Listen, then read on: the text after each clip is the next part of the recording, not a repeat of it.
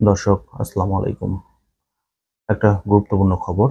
আপনারা ইতিমধ্যে জানেন যে জামাতে ইসলাম তাদের রাজনৈতিক কার্যক্রম ইতিমধ্যে কিন্তু বেশ কিছু চেঞ্জ নিয়ে এসেছেন। তারা তাদের রাজনৈতিক কার্যক্রম আগে যেভাবে পরিচালনা করছেন, বিশেষ করে বিগত সময়গুলোতে আমরা দেখেছি জামাতে ইসলাম আওয়ামী লীগের সাথে কখনো জোট বেঁধে নির্বাচনে অংশগ্রহণ করেছিল, কখনো বিএনপির সাথে জোট বেঁধে নির্বাচনে অংশগ্রহণ করেছে।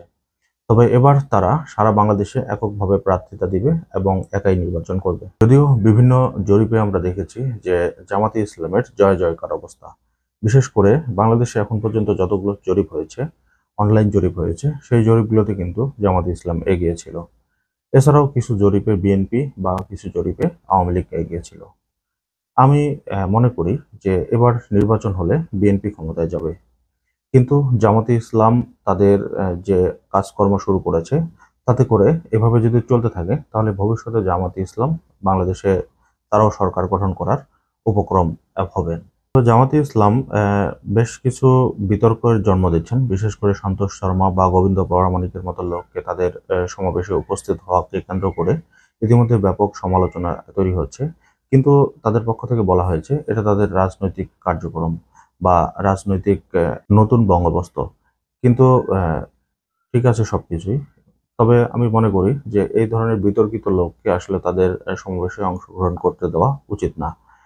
ইতিমধ্যে শোনা যাচ্ছে যে বিশেষ করে হিন্দু শ্রেণী বা অন্যান্য বৌদ্ধ খ্রিস্টান এই শ্রেণীর লোকজন জামাতে দলে দলে যোগদান করছেন। গত কয়েকদিন আগে পিরোজপুরে আমরা দেখলাম যে সেখানে দেলোয়ার হোসেন সাঈদীর ছেলে তিনি যে এলাকায় নির্বাচন করবেন সেই এলাকায় অনেক প্রায় হাজার হাজার হিন্দু মানুষ তাদের সাথে এসে কথা বলেছে এবং সেখানে তারা বিভিন্ন ধরনের মতবিনিময় করেছে এবং বিভিন্ন কথাবার্তা বলছে। তো সেই দিক থেকে সেখানে যে সেই এলাকার যারা হিন্দু মানুষ রয়েছে তারা কিন্তু বলছেন যে আমরা এবার দেলোয়ার হোসেন সাঈদীর ছেলের কথা বলছেন যে উনাকে ভোট দেওয়ার চিন্তা ভাবনা করছেন। এছাড়াও কয়েকদিন আগে জামাতের আমির গেছিল সিলেটের সুনামগঞ্জে। সেখানে সেখানেও কিন্তু বেশ এক সমাবেশ করেছেন জামাতে ইসলাম। সেখানকার অমুসলিম যারা রয়েছেন তাদেরকে নিয়েই মূলত সেই সমাবেশটি হয়েছে এবং সেই সমাবেশেও কিন্তু হাজার হাজার মানুষ অংশগ্রহণ করেছিল জামাতের সমাবেশে। তো এই জন্য মূলত বেশ কিছু রাজনৈতিক বিশ্লেষক বলছেন যে এখন আসলে জামাত শুধু তাদের যে আগের যে ধ্যান ধারণা বা চিন্তা ভাবনা সেটার মধ্যে সীমাবদ্ধ নেই। এখন তারা বৃহৎ আকারে এবং বিস্তৃত পরিসরে তাদের রাজনীতি পরিচালনা করছেন। বিশেষ করে বাংলাদেশে যেহেতু প্রায় ১.৫ থেকে ২ কোটির বেশি হিন্দু মানুষ বসবাস করে, সেহেতু তাদের ভোটেরও একটা ব্যাপার রয়েছে।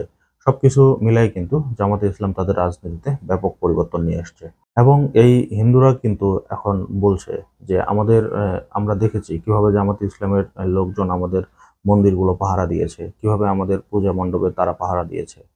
তো সবকিছুই কিন্তু যেই কাজগুলো করছে জামাতে ইসলাম এতে করে ভবিষ্যতে কিন্তু তাদের ক্ষমতায় যাওয়ার একটা উপক্রম তৈরি হচ্ছে। আর বিএনপি এখন যা করছেন, আওয়ামী লীগের আমলে যারা বিশেষ করে টোকাই চাঁদাবাজ ছিল সেই জায়গাগুলোতে এখন বিএনপির অবস্থান তৈরি হচ্ছে। বিএনপি কিন্তু ক্ষমতায় না যেতেই এই কাজকর্ম তারা কিন্তু সমান তালে করে যাচ্ছে।